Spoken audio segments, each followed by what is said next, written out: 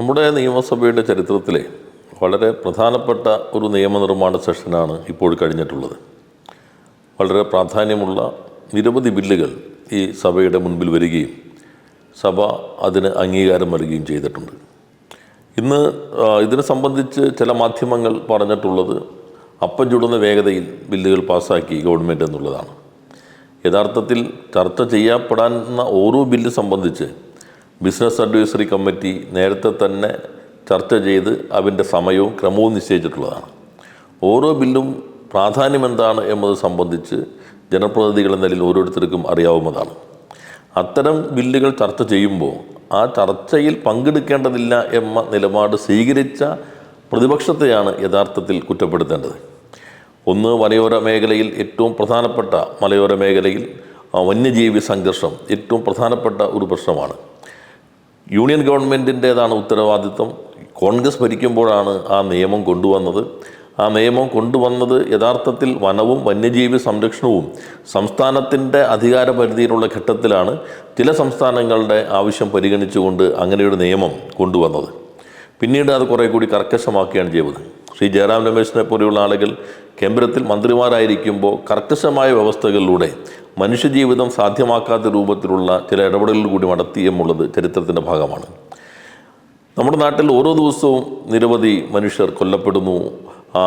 പല വന്യമൃഗങ്ങളും നാട്ടിലേക്ക് ഇറങ്ങുന്നു. കൃഷിയിടങ്ങൾ നശിക്കപ്പെടുന്നു, സ്വത്തുകൾ നശിക്കപ്പെടുന്നു. അതിന് കേന്ദ്ര നിയമത്തിൽ മാറ്റം വേണമെന്ന് സംസ്ഥാന നിയമസഭ ഏകകണ്ഠമായി പാസ്സാക്കിയിട്ടും അതിനകത്തൊരു നിലപാട് സ്വീകരിക്കാൻ കഴിഞ്ഞില്ല. അതുകൊണ്ടാണ് കൺകറന്റ് ലിസ്റ്റിനകത്ത് പെട്ടൊരു വിഷയം എന്ന നിലയിൽ സംസ്ഥാന നിയമസഭയുടെ അധികാരം ഉപയോഗിച്ചുകൊണ്ട് ഇപ്പോൾ മൃഗങ്ങൾ ജനാധിവാസ കേന്ദ്രത്തിലേക്കോ കൃഷിയിടങ്ങളിലേക്കോ വന്നു കഴിഞ്ഞാൽ, അവർ വനാതിർത്തിക്ക് പുറത്തേക്ക് വന്നു കഴിഞ്ഞാൽ മനുഷ്യനെ ആക്രമിക്കുകയോ ഭീഷണിയാവുകയോ ഒക്കെ ചെയ്താൽ അവയെ കൊല്ലുന്നതിനുള്ള നടപടിക്രമങ്ങൾ വളരെ ലളിതമാക്കിക്കൊണ്ടുള്ള ഒരു നിയമ ഭേദഗതിയാണ് ഇപ്പോൾ ഈ നിയമസഭ പാസ്സാക്കിയത്. അതേപോലെ തന്നെയാണ് ഓരോ ബില്ലും. കിടപ്പാട സംരക്ഷണ ബില്ല്, ജപ്തി ചെയ്യപ്പെടുന്ന ആളുകളുടെ ആ സന്ദർഭത്തിൽ ആശ്വാസം നൽകാനുള്ള ബില്ലാണ്. അതുപോലെ അധിക ഭൂമി കൈവശം വരുള്ള ആളുകൾ ഇപ്പോൾ ഡിജിറ്റൽ സർവേ കഴിയുന്നു. അത്തരം സർവേ കഴിഞ്ഞാൽ കയ്യിൽ ഭൂമി ഉണ്ടാകും, രേഖയിൽ ഭൂമി ഉണ്ടാകില്ല. ഏറെക്കാലമായി കൈവശമുള്ള ഭൂമിക്ക് നികുതി അടയ്ക്കാൻ കഴിയാത്ത പ്രശ്നം എല്ലാ അദാലത്തുകളിലും ഉയർന്നു വരുന്ന പ്രധാനപ്പെട്ട പ്രശ്നമാണ്. അതിന് പരിഹാരം കാണുന്ന നിയമം ഈ നിയമസഭ പാസ്സാക്കുകയുണ്ടായി. അതുപോലെ തന്നെയാണ് പൊതുജനങ്ങൾക്ക് സേവനം അവകാശമായി പ്രഖ്യാപിക്കുന്ന നിയമം. മലയാള ഭാഷയെ സംബന്ധിച്ചുള്ള ഏറ്റവും പ്രധാനപ്പെട്ട നമ്മുടെ ഔദ്യോഗിക ഭാഷയായി എല്ലാ തലങ്ങളിലും കൊണ്ടുവരുന്ന നിയമം ഉൾപ്പെടെയുള്ളവ ഈ നിയമസഭ ചർച്ച ചെയ്ത് പാസ്സാക്കുകയുണ്ടായി. സർവകലാശാലകളെ സംബന്ധിച്ചുള്ള നിയമവും അതിൻ്റെ ഭാഗം തന്നെയാണ്.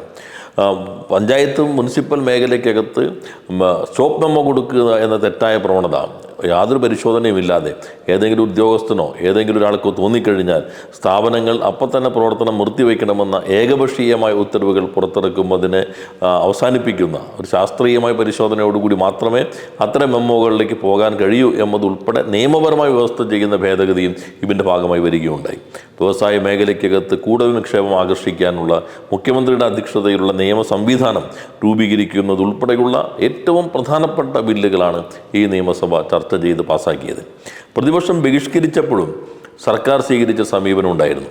വേണമെങ്കിൽ പ്രതിപക്ഷം ബഹിഷ്കരിച്ചു, ഇനി ഓരോ ബില്ലും ക്ലോസ് എടുത്ത് അവസാനിപ്പിക്കാം എന്നുള്ള സമീപനമല്ല സർക്കാർ സ്വീകരിച്ചത്. സർക്കാർ സ്വീകരിച്ചത് ഓരോ ബില്ലും ചർച്ച ചെയ്യപ്പെടണം. അതുകൊണ്ട് നോട്ടീസ് കൊടുത്ത ഏതൊരാൾക്കും പ്രസംഗിക്കുന്നതിനുള്ള അവരുടെ അഭിപ്രായങ്ങൾ രേഖപ്പെടുത്തുന്നതിനുള്ള സന്ദർഭം നിയമസഭയ്ക്കകത്ത് നൽകുകയുണ്ടായി. പ്രതിപക്ഷം നൽകിയ ഭേദഗതി ഉൾപ്പെടെ അത് സ്വീകരിക്കേണ്ടതുണ്ടെങ്കിൽ അത് ഔദ്യോഗിക ഭേദഗതിയായി മൂവ് ചെയ്യാനും ഞങ്ങൾ ശ്രദ്ധിച്ചിട്ടുണ്ട്. പ്രൊസീഡിംഗ് ശ്രദ്ധിച്ചിട്ടുള്ള ഓരോരുത്തർക്കും അറിയാം, നിരവധി പ്രതിപക്ഷ അംഗങ്ങൾ ഭേദഗതികൾ നൽകിയിരുന്നു. ആ ഭേദഗതിയിൽ പ്രസക്തമായ ചിലതെല്ലാം അവരില്ലാത്ത സാഹചര്യത്തിൽ അത് ലാപ്സായി പോകാതെ ഔദ്യോഗിക ഭേദഗതിയായി അവതരിപ്പിച്ചുകൊണ്ട് അതും നിയമത്തിൻ്റെ ഭാഗമാക്കാനുള്ള സൂക്ഷ്മ ശ്രദ്ധയും ജാഗ്രതയും ജനാധിപത്യത്തിൻ്റെ വിശാലമായ താല്പര്യത്തിൽ ഗവൺമെൻറ് ശ്രദ്ധിച്ചിട്ടുണ്ട്. അപ്പോൾ ഈ നിയമനിർമ്മാണം എന്നുള്ളത് കേരളത്തിൻ്റെ ചരിത്രത്തിൽ ഒരു നവകേരള നിർമ്മിതിയുടെ ഏറ്റവും പ്രധാനപ്പെട്ട ഒരു ചുവടുവെപ്പായി തന്നെ നമുക്ക് പരിഗണിക്കാൻ കഴിയുന്നതാണ്.